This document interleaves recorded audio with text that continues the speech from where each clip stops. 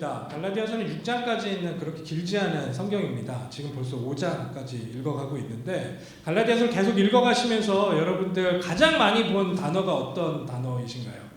우리 지난번에 요한 1서 읽으실 때 요한 1서에서 가장 많이 봤었던 그런 단어들 저희들 이야기했었잖아요. 사랑이었고 그런 내용들 같이 이야기했었는데 이 갈라디아서 같은 경우에는 가장 많이 지금 언급되고 있는 거의 지금 목사님이랑 저랑 매주 이야기하고 있는 그런 단어가 한 가지가 있습니다. 딱 기억이 나시겠죠? 율법이라는 단어입니다. 율법이라는 단어가 계속해서 반복되고 있어요. 이거는 저희가 초반부터 왜 이런 율법에 대한 이야기를 계속 하는지 배경에 대해서 설명을 드렸죠. 이것을 지금 읽고 있는 갈라디아 지방의 사람들이 무엇 때문에 어지러워지고 있고 무엇 때문에 이 사람들이 헷갈려하고 있는지 그 부분을 지금 바울은 다시 고치려 하고 있고 그 부분에 대해서 정확한 방향, 원래 이 바울이 설명했었고 이 성경과 그리고 예수님께서 우리들에게 보여주셨던 그 복음의 원래의 모습을 다시금 회복하기 위해서 지금 이 이야기를 계속 하고 있습니다. 그러다 보니 계속 이 사람들이 헷갈려하고 있는 율법이라는 그 단어를 계속 집중해서 설명하고 여러 가지 형태로 우리들에게 이야기하고 있는 것을 우리들이 계속 보고 있죠.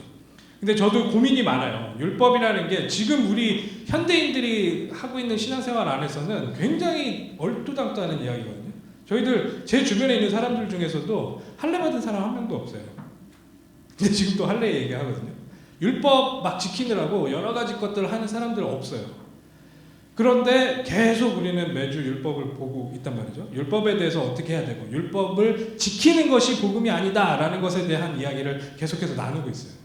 그러면 이게 지금 나랑 어떻게 링크가 될 것인가? 이게 굉장히 고민이에요. 저도 이걸 어떻게 우리가 이해를 해야 될 것인가? 근데 한 가지 기본 전제는 뭐냐면 이 성경 자체를, 이 갈라디아서라는 성경 자체를 하나님께서 하나님의 말씀으로 선택을 하셨다는 거예요. 그래서 지금 우리에게도 생명을 얻는데 가장 중요한 도구로서, 생명을 얻는데 가장 중요한 매개체로서 이 성경을 우리들에게 허락하셔서 읽게 하고 계시단 말이죠. 우리는 지금 율법을 지키지도 않는데, 이제 그런 사람이 주변에 있지도 않는데, 그런데 이걸 계속 읽게 하신다라고 했을 때 내가 잘못된 건지 아니면 지금 상황이 잘못된 건지 아니면 하나님께서 이걸 선택하신 게 잘못된 건지 이런 고민도 하게 됐었어요. 근데 저는 아까 말씀드렸던 그 대전제, 하나님께서 이걸 우리들에게 읽게 하셨다라는 거는 건드리고 싶지 않아요. 그리고 건드리면 안 된다고 생각을 해요.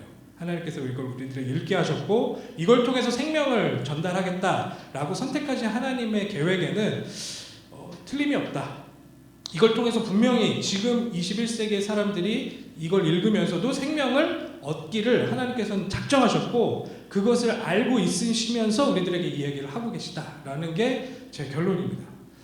그래서 여러분들도 이 내용을 통해서 율법 자체, 할례, 그 생식기 끝에 잘라내는 거, 이런 거보다는 그래서 지금 이 바울 자체가 계속 율법을 지키는 그 행위랑 계속해서 같이 동급으로 이야기하고 있는 그런 초등학문, 그 세상의 그런 엘리먼트 이런 것들을 계속 대입해서 같이 이해를 하다 보면 지금 우리의 상황 가운데, 내가 하고 있는 신앙생활 가운데, 그리고 내가 삶에서 부딪히고 있는 여러 가지 정황 가운데 이 율법을 지키는 것으로 구원을 얻을 것이다. 율법을 지키는 것으로 내가 하나님께 다다를 수 있다라고 생각하는 그런 사상과 비슷한 것들, 아니면 굉장히 동일한 것들, 이런 것들을 좀 발견해내실 수 있을 거다라는 생각이 들어요. 행위 자체가 아니고 행위 자체를 하고 있는 동기, 그 행위를 할 수밖에 없는 나의 상태, 이런 것들이 어떻게 보면 지금의 우리 상태와 그들의 상태, 주다이저들의 상태와 동일할 수 있다.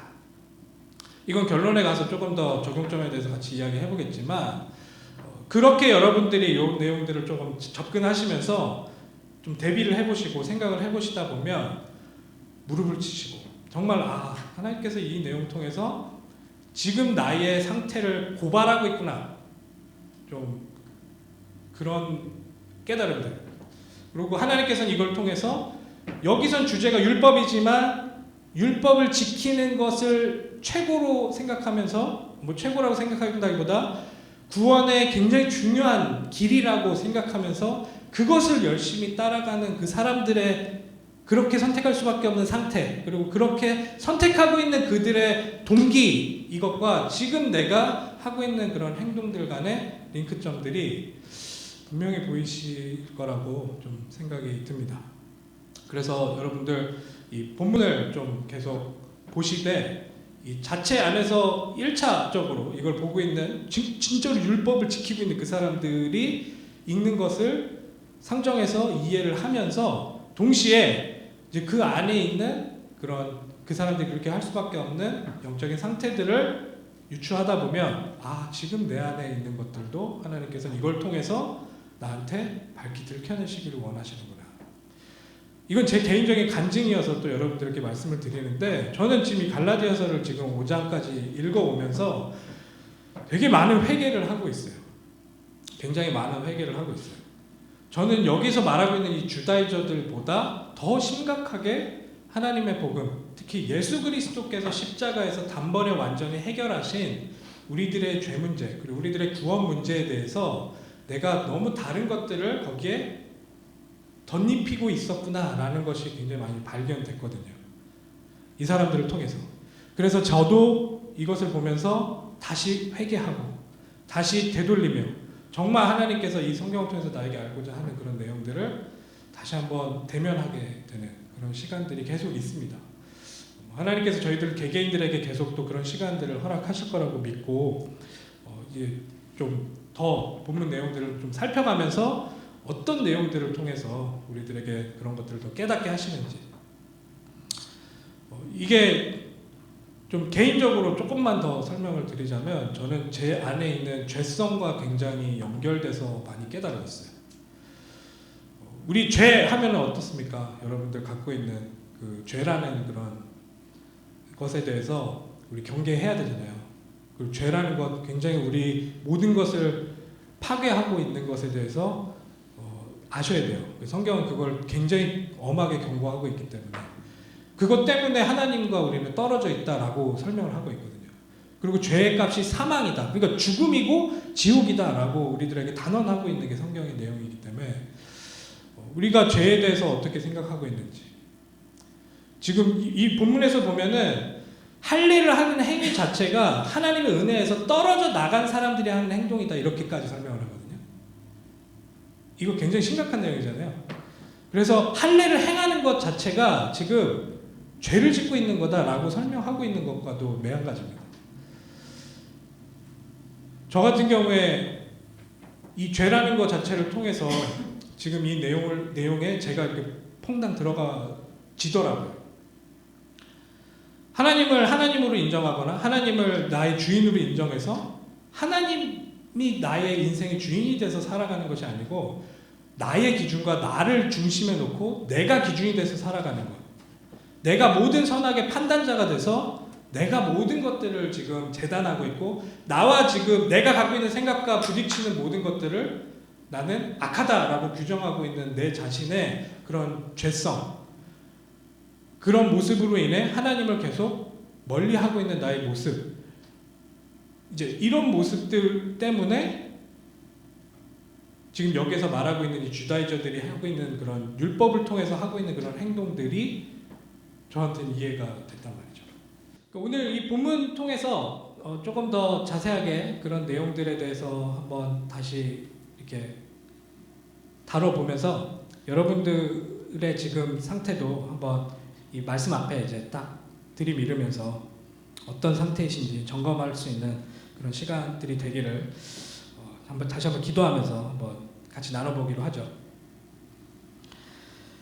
저희 지금 5장 이제 읽게 됐는데 5장에서 갑자기 좀 약간 뜬금없이 좀 자유라는 단어가 이렇게 불쑥 튀어나온 것처럼 느껴져요. 5장이 이제 뭐 시작되는 그런 느낌 같은데 뭔가 자유 뭐 이런 단어가 갑자기 불쑥 튀어나온 것처럼 느껴지는데, 저희 지난주 4장 말미를 다시 한번 기억해 보시면 거기에서 이미 이제 판을 깔아놨어요. 바울 같은 경우에 지금 이게 다 연결돼서 설명을 하고 있어요. 하갈과 자유자 사라로부터 난 아들들에 대한 설명을 알레고리로 설명을 하면서 사라를 설명할 때 자유자라고 설명을 했단 말이에요. 그러면서 그것이 실제 복음 안에 있는 자들임을 거기에서 이제 설명을 하고 있는데, 그렇게 4장 말미에서 지금 설명하고 있는 그 내용을 이제 받아가지고 그 내용 안에서 우리들에게 선언하다시피 좀 이렇게 5장 1절을 이야기하고 있습니다. 5장 1절 같이 한번 읽어보면, 그리스도께서 우리를 자유롭게 하려고 자유를 주셨으니 그러므로 굳건하게 서서 다시는 종의 멍에를 매지 말라라고 설명하고 있어요. 그리스도께서 우리를 자유롭게 하려고 자유를 주셨으니 그러므로 굳건하게 서서 다시는 종의 멍에를 매지 말라. 그러니까 명령을 합니다. 명령을 하면서 이 명령 자체 안에는 부탁이 담겨져 있어요. 굉장히 중요한 단어, 여기에서 다시는 이라는 단어를 쓰면서 우리들한테 부탁하고 있어요. 다시는 이라는 단어를 왜 썼을까요? 그렇게 돌아가지 말아라. 예전 걸로 다시 돌아가지 말아라. 그런 당부를 담아서 우리들한테 이렇게 다시는 이라고 설명을 하고 있는데, 이게 좀 두 개의 구조가 하나로 연결되어 있잖아요. 앞에 구조 자체가 명령은 아닙니다. 앞에 구조 자체는 그냥 사실을 설명했어요. 그러니까 우리들 보고 자유하라라고 명령하지 않아요. 그 자유는 누가 주셨습니까? 우리 예수 그리스도가 우리를 자유케 하기 위해서 우리에게 자유를 허락하셨어요. 우리에게 자유를 주셨어요. 그렇기 때문에 이제 우리는 굳건하게 서서 다시는 종의 멍에를 매지 말라라고 명령합니다. 이제 자유를 우리 예수님께서 우리들에게 주셨기 때문에, 그것 때문에 우리는 다시 종의 멍에로 돌아가지 않을 수 있다. 지금 이 앞에서 4장에서 계속 설명했었던 그런 컨셉들이 여러분들한테 파노라마처럼 이렇게 착착착착 연결되면서 이해가 되실 거라고 생각이 들어요. 지금 이 하갈은 왜 자유자가 아니었고 왜 사라를 자유한 자라고 설명했는지 지난주 우리 목사님 설명 통해서 여러분들이 이해하셨을 거라고 봅니다. 다시 한번 간략하게 좀 설명을 드리면, 우리가 수요 모임 때 좀 약간 그런 이야기를 했었는데, 하나님께서 아브라함을 통해서 언약을 맺습니다. 하나님께서 약속을 주셨어요. 아브라함을 통해서 하실 그 일에 대해서 약속을 주셨어요. 아브라함의 자손을 통해서, 지금 자녀가 없는 그런 아브라함인데, 자녀가 지금 하늘의 별처럼 그리고 바다의 모래처럼 풍성해지고, 그 자녀를 통해 이제 이 복이 들어올 것에 대한 그런 약속을 하나님께서 하셨습니다. 하나님께서 하신 그 약속 자체는 하나님 말씀으로 그 자리에 굳건히 있었어요. 그런데 하갈과 사라를 통해서 아들이 이제 결과적으로 나온단 말이죠. 근데 그 하갈을 통해서 나온 아들에 대해서 하나님께서 그거는 정확한 하나님의 의도대로, 하나님께서 의도하신 바대로 그 언약이 성취된 것이 아니다라고 이야기를 하신단 말이에요. 이게 무슨 말이냐면, 약속 자체는 우리가 자녀를 낳는 거예요. 아브라함이 자녀를 낳는 게 약속이에요. 그 약속 자체를 누가 하시겠다라고 처음부터 말씀하셨나요? 하나님께서 하시겠다고 말씀하셨어요. 그런데 거기에서 인간들이, 특히 아브라함이, 더 자세하게는 사라가 자기의 종을 데리고, 하갈이라는 자기의 종을 데리고 아브라함과 동침하게 해서 아이를 낳게 된단 말이죠. 이제 그렇게 해놓고서는 본인들은 하나님의 언약이 성취됐다라고 생각했을 거예요.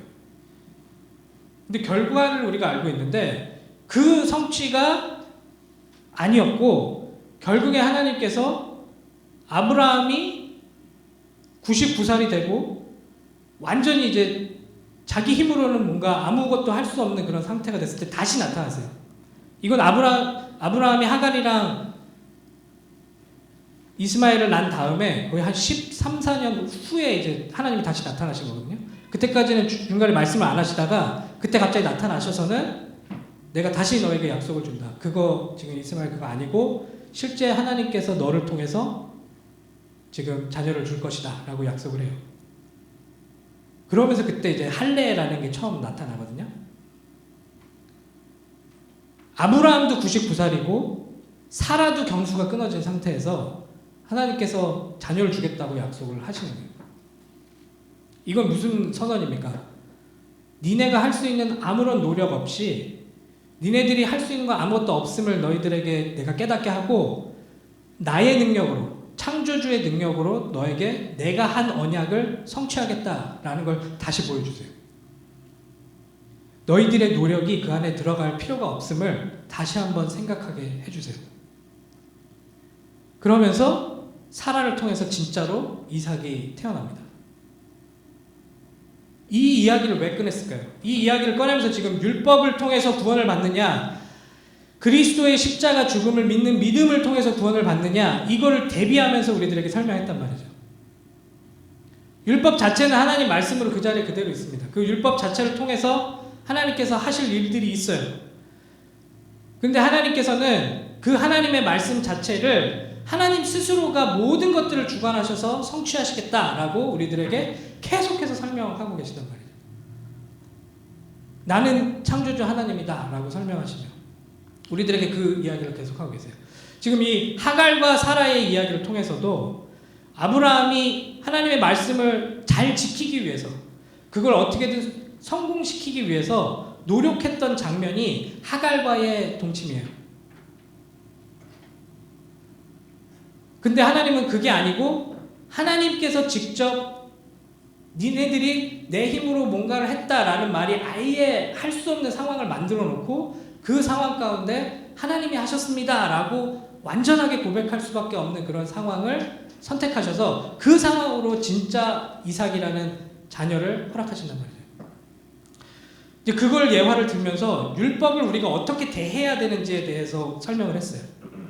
율법 자체는 하나님의 말씀입니다. 근데 하나님의 말씀 자체를 우리가 우리의 힘을 들여서 그것을 지켜내는 쪽으로 하나님께 다다를 수 있다라고 설명하는 것이 지금 하갈과의 동침이다라고 설명을 했고, 율법 자체를 통해서 너희들이 지키는 것이 아니라 이 모든 것들을 내가 지켜질 수 있도록 하나님의 의지대로 하나님께서 계획하신 모든 그 방법대로 이것을 해내도록 내가 인도하겠다, 내가 그 일을 완성하겠다라고 설명한 게 사라를 통해서 난 이삭이라는 거죠.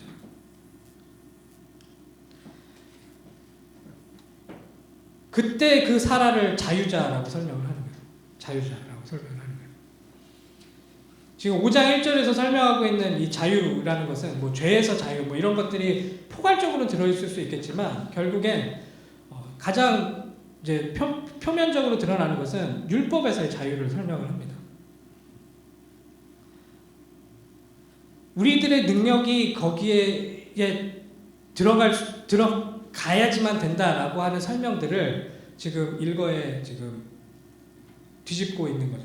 결국에 하나님께서 계획하셔서 하나님께서만이 하실 수 있는 일이다라는 것을 우리들에게 4장에서 설명을 했고, 지금 그것이 자유다라고 하면서 예수 그리스도가 우리들에게 자유를 주시기 위해 자유롭게 하려고 자유를 주셨다라고 설명을 합니다. 그러면 그 내용을 붙들고 지금 여기에서 굳건하게 서서라는 건 지난번에 제가 또 설명을 드렸었는데, 이게 스크럼 짜는 거 얘기 드렸었죠. 우리 그 로마 군인들이 군대로 이렇게 적군들을 막을 때 이제 방패를 메고 서로 이렇게 한 몸이 돼서 이렇게 뛰어오고 있는 그 적군들을 이렇게 맞이하는 그런 자세 할 때 그런 단어를 여기서도 사용을 하는데, 굳건하게 서서 함께 그 공동체가 함께 그렇게 굳건하게 서서 다시는 종의 멍에를 매지 말아라 라고 설명을 하고 있습니다. 율법을 지킴으로써 뭔가 하나님께 내가 다다를 수 있다라는 그런 마일리지 시스템으로 그것으로 돌아가지 말아라. 근데 이게 굉장히 강력하거든요. 뭔가 우리가 행동하는 것에 따라서 결과가 있다라는 게 너무나도 강력한 메시지예요. 그래서 모든 사람들은 자연적으로 내가 인정하는 그런 바를 따라간다면 그 내용을 따라갈 수밖에 없어요. 네가 율법 열심히 지키면 이런 결과가 있을 것이다. 네가 열심히 노력하면 성공할 것이다. 네가 뭔가 열심히 하면 이런 결과가 있을 것이다. 그러니까 이 모든 메커니즘 자체가 우리들한테는 너무나도 당연한, 그리고 그게 너무나도 편안한 그런 이론이에요. 그런 메커니즘이에요. 근데 하나님께서는 지금 구원을 이루시는 그런 과정, 그리고 하나님을 인정하는 그런 과정, 이런 모든 과정에서는 그걸 역행하는 걸 이야기하시거든요. 제가 첫 번째 질문으로 율법의 반대말은 무엇일까요? 라고 질문을 제가 좀 만들어 봤는데 한번 지금 생각해 보세요. 율법의 반대말이 무엇일까요? 율법을 지키는 것의 반대말이 무엇일까? 자유. 예. 역시 되게 우등생이십니다. 예. 자유라는 게 나올 수 있겠죠. 율법을 지킨다라는 것의 반대는 자유라고 생각할 수 있는데 저도 그렇게 생각을 했는데 제가 막 자료들을 보다가 그게 우리들이 생각하는 그리고 표면적으로 볼 수 있는 가장 중요한 내용이지만 조금 더 하나님 차원에서 그거를 보다 보면 율법에 반대되는 것은 은혜라고 이렇게 또 설명을 하시더라고요. 그 저자가. 저는 그게 되게 또 더 이렇게 막 마음에 와닿았어요. 그러니까 은혜를 통해서 우리가 자유를 얻는 그 방법에 대해서 설명을 했는데, 그러니까 이 은혜라는 거는 우리가 갖고 있는 그런 상식선에서는 그냥 받아들일 수가 없는 그런 내용인 거예요. 그냥 주셨다고 하니까.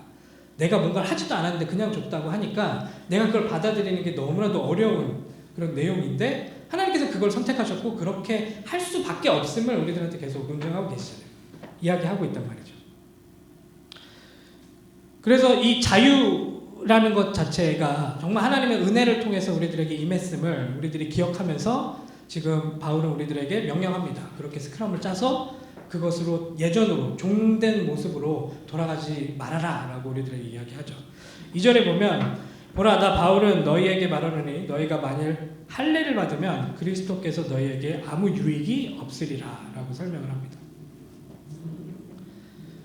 할례를 받는 것, 할례를 솔직히 받고 안 받고가 그렇게 중요할까요? 우리가 이 전체적으로 봤을 때는 받을 수도 있고 안 받을 수도 있고 바울 자체도 솔직히 어떤 상황에서는 자기 제자들 중에 그걸 받게 한 사람도 있고 안 받게 한 사람도 있고 근데 여기서는 너무 강력하게 할례 받는 것 안 된다라고 이렇게 이야기를 하고 있어요. 왜 여기에서 지금 할례라는 행위 자체를 들어서 안 된다라고 설명을 했는지 여러분들 4장을 읽으셨기 때문에 그게 연결되면서 이해가 되시잖아요. 지금 할례라는 그 행위 자체를 놓고 봤을 때는 괜찮아요. 근데 그걸 왜 하려고 했는지에 대해서 지금 하갈과 사라를 통해서 우리들에게 밝히셨잖아요. 할례를 해야지만 우리는 그곳에 도달할 수 있다라는 그 동기가 그 안에 숨겨져 있기 때문에 그 할례, 그렇게 하는 할례 자체는 하나님께서 원치 않으신다. 지금 여기에서 계속 3절, 4절 이렇게 내용을 계속 연속해서 읽어 가시다 보면 그렇게 그 할례를 선택한 것 자체는 지금 예수님께서 십자가에서 돌아가신 거를 인정하지 않는 것이다 라고 논증하고 있어요. 그렇게 설명하고 있어요. 두 길이 있는 거예요.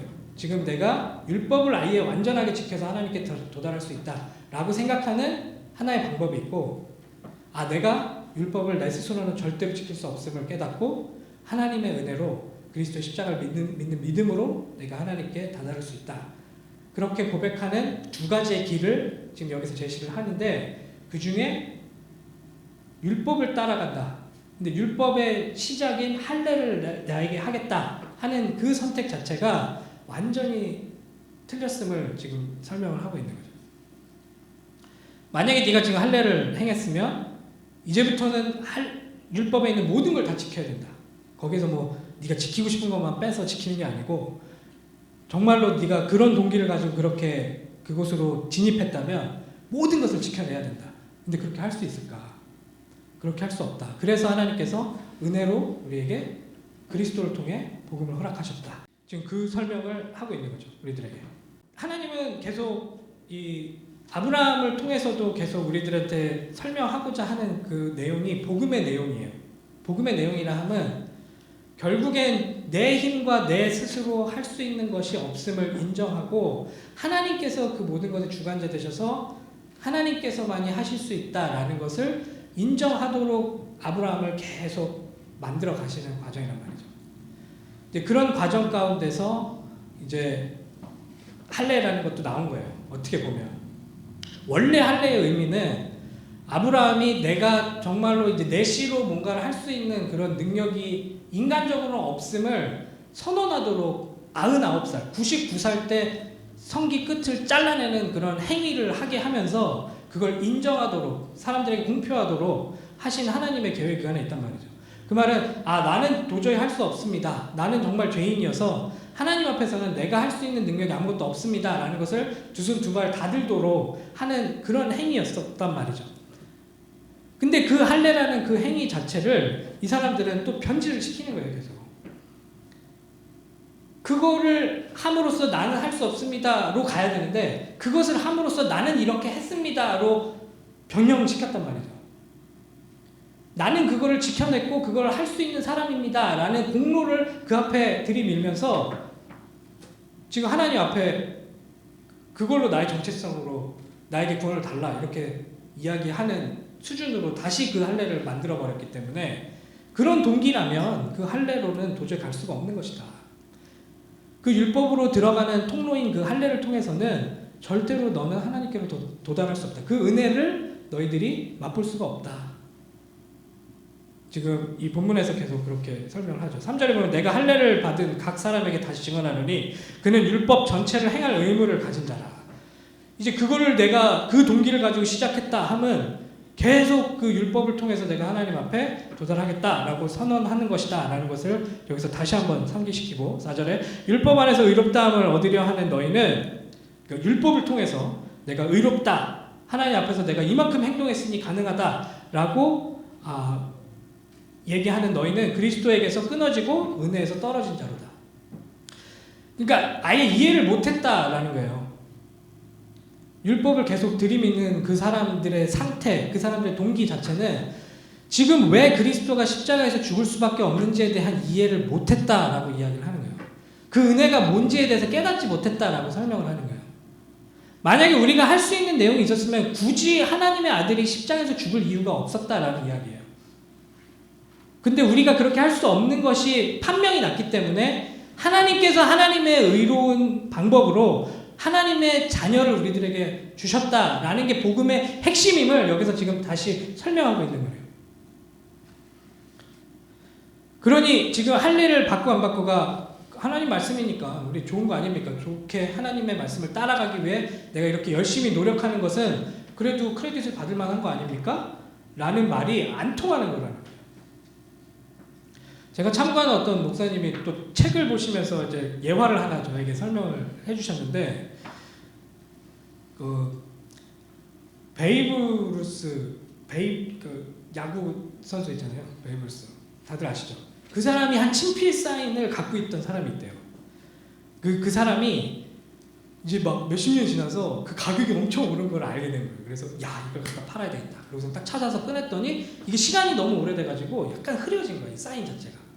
야, 요거를 조금 더 선명하게 해가지고 가면 내가 더 잘 받을 수 있겠지. 그러고서 거기에다 이제 네임펜으로 그 위에다가 그걸 쓰기 시작합니다.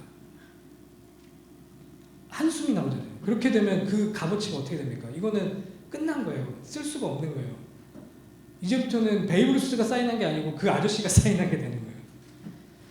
지금 복음의 능력 자체를 우리는 그렇게 이해하고 있을 수도 있다는 거죠. 우리의 뭔가 노력이 거기에 덧붙여져야지만 그곳에 도달할 수 있을 것이다 라고 우리는 너무 자연스럽게 그렇게 생각하고 있다는 거예요.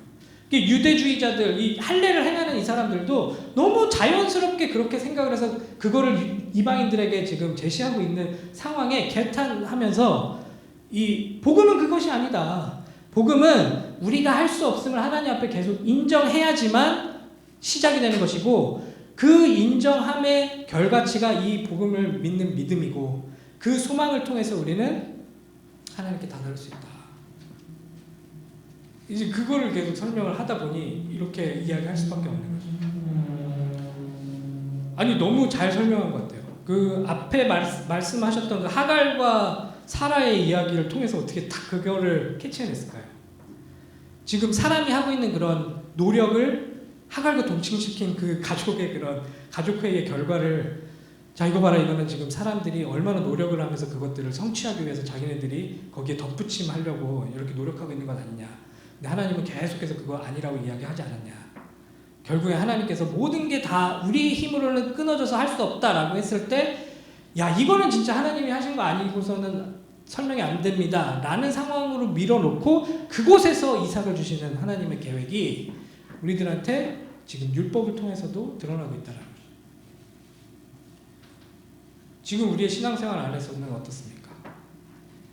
우리의 지금의 신앙생활 안에서 정말 이 그리스도의 믿음, 정말 예수 그리스도의 십자가, 이것을 의지하면서 하나님 안에서 받고 있는 그런 열매들이 맺혀지고 있는 건지. 그리고 5장 5절 6절 읽으면서 또 좀 마무리를 하죠. 우리의 성령으로 믿음을 따라 의의 소망을 기다리노니. 우리가 성령으로, 그러니까 이것 믿음을 우리가 갖는 것조차도 우리 힘으로 할 수 있는 것도 아니고요. 이게 성령님이 우리들에게 그렇게 할 수 있도록 허락하셔서 성령으로 믿음을 따라 의의 소망을 기다리는 거예요. 희망과 소망의 차이점 아세요? 희망과 소망의 차이점. 희망은 내가 그냥 하고 싶은 그런 희망사항. 소망은 어떤 그 대상이 어떻게 하겠다라고 내가 약속을 줘서 그 약속에 대한 그런 그 나의 소망, 내가 그것을 계속 될 것이다라고 하는 그런 믿음, 이런 것들이 그 안에 담겨져 있는데, 의의 소망을 기다리노니, 성령으로 믿음을 따라 의의 소망을 기다리노니. 율법을 잘 지키려는 사람들은 율법을 통해서 결국 하고 싶은 게 뭐냐면 내가 의로워지는 거예요. 율법을 잘 지켜서 내가 의로워지고, 또 다른 표현으로는 거룩해지기 위해서 율법을 준수하기 시작을 합니다. 근데 내가 의로워지고 내가 거룩해지는 것은 하나님을 설명하는 그런 하나님의 속성과 내가 맞닿는다라는 소리인데, 의롭고 거룩한 건 하나님이시기 때문에 내가 그렇게 하나님이랑 비슷한 그런 존재가 돼야 되는 그런 컨셉인데, 그거는 나의 힘과 나의 노력으로 다다를 수 없는 영역이다라는 것을 구약에서부터 쫙 계속 설명하세요. 하나님이. 레위기 나중에 한번 우리가 읽어보면 좀 좋을 것 같은데, 레위기 안에서도 계속 그런 제사법이나 여러 가지 것들을 설명하잖아요. 결국에 뭐 부정한 거, 정결한 거, 뭐 이런 것들을 계속 설명하는 이유가 뭐냐면, 결국에 우리는 모두 다 부정하고 우리는 모두 다 우리 스스로 정결해질 수 없다라는 것을 거기에서 선언해요.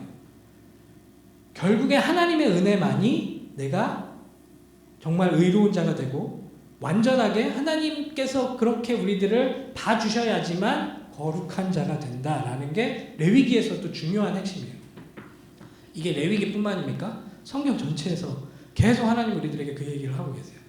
그게 우리들에게 가장 클라이맥스로 터져난 게 예수님의 십자가 아닙니까? 예수님의 십자가의 공로를 힘입어서 우리가 의롭다함을 입었다라고 설명을 하는 거예요. 우리는 이젠 더 이상 옛사람이 아니고 새로운 피조물로서 그렇게 우리가 되어졌다라고 설명을 하는 거죠. 자, 여기서는 할례를 지금 금지하다시피 이야기를 합니다. 그러면 할례가 지금 우리들에게는 어떤 형태로 지금 응답으로 올 수 있을까?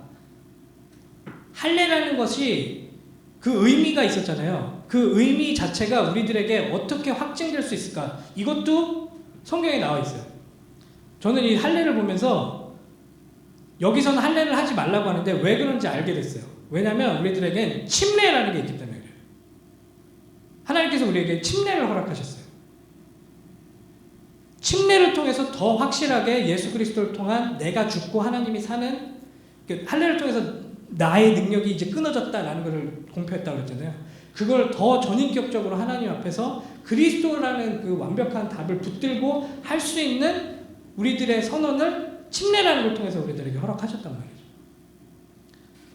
물속에 들어갔다 나옵니다. 내가 죽었다가 다시 살아납니다. 그러면서 하나님 앞에 아바 아버지라고 부르짖을 수 있는 그런 존재로 태어나는 세레머니를 하나님께서 우리에게 허락하셨어요. 그래서 6절에 이렇게 합니다. 그리스도 예수 안에서는 할례나 무할례나 효력이 없으되 사랑으로서 역사하는 믿음뿐이니라. 사랑으로서 역사하는 믿음뿐이니라. 할례, 무할례 이게 다 효력이 없다는 거예요. 사랑으로서 역사하는 믿음뿐이다 라고 이야기하는 거예요.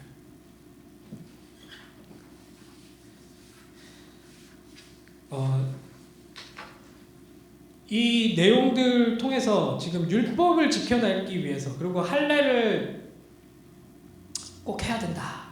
할례를 통해서 이제 우리가 이제 그 예수 그리스도의 십자가도 중요하긴 한데, 할례나 그런 식사법, 그리고 그런 여러 가지 절기를 지키는 것, 그런 것들이 더해져야 완전한 구원이 될 것이다 라고 설명을 하고 있는 그런 주다이저들의 동기, 그렇게 생각할 수밖에 없는 생각의 프로세스, 이걸 지금 성경을 통해서 우리가 봤어요. 그리고 그걸 우리가 지금 폭로당했어요. 그 성경이 이걸 폭로했어요. 근데 이게 그냥 비단 율법을 지켜야 된다라고 설명하고 있는 그 사람들에게만 있냐? 지금 우리들 신앙생활을 하는 데 있어서는 그런 기준들이 있냐 없냐? 그러니까 뭐 지금 이 안에서 내 스스로는 하나님 앞에서 그런 부분들이 있냐 없냐?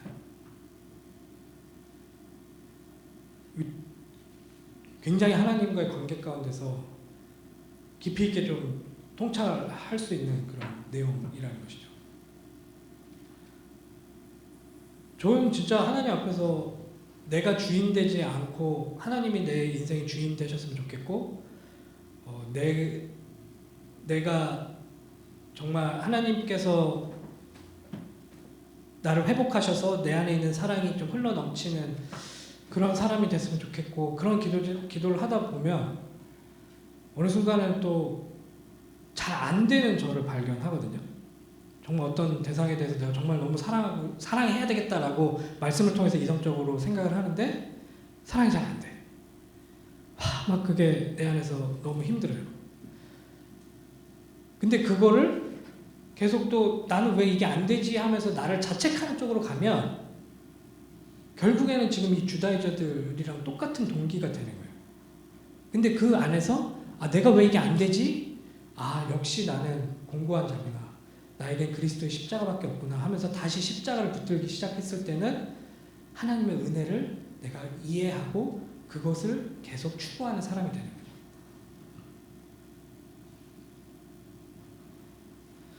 여러분들의 삶 가운데서도 그런 내용들을 분명하게 하나님께서 이 말씀을 통해서 계속 알게 하실 거라 믿습니다. 성령님의 의지함을 통해서 그런 열매들이 맺어지기를 우리들은 간구합시다. 하나님께 정말 의지하면서 그 예수 그리스도의 십자가를 붙들면서 그분이 우리들에게 주시는 그런 응답들을 정말 맛보는 그런 우리들이 됐으면 좋겠습니다. 다음 주에는 이제 조금 더 이제 이 갈라디아 사람들에게 좀 부탁하는 그런 내용들이 나오고, 이제 다음 주까지 제가 또 내용을 설명하게 되는데요. 그 다음 주에 이제 목사님이랑 그런 성령의 열매 이런 부분들에 대해서 좀 우리가 다루게 될 건데, 그러니까 이런 상황 가운데서 우리들 안에서 나와지는 그런 열매들, 그걸 사모하시면서 하나님 앞에 좀 기도하는 우리들이 됐으면 좋겠습니다. 기도하겠습니다.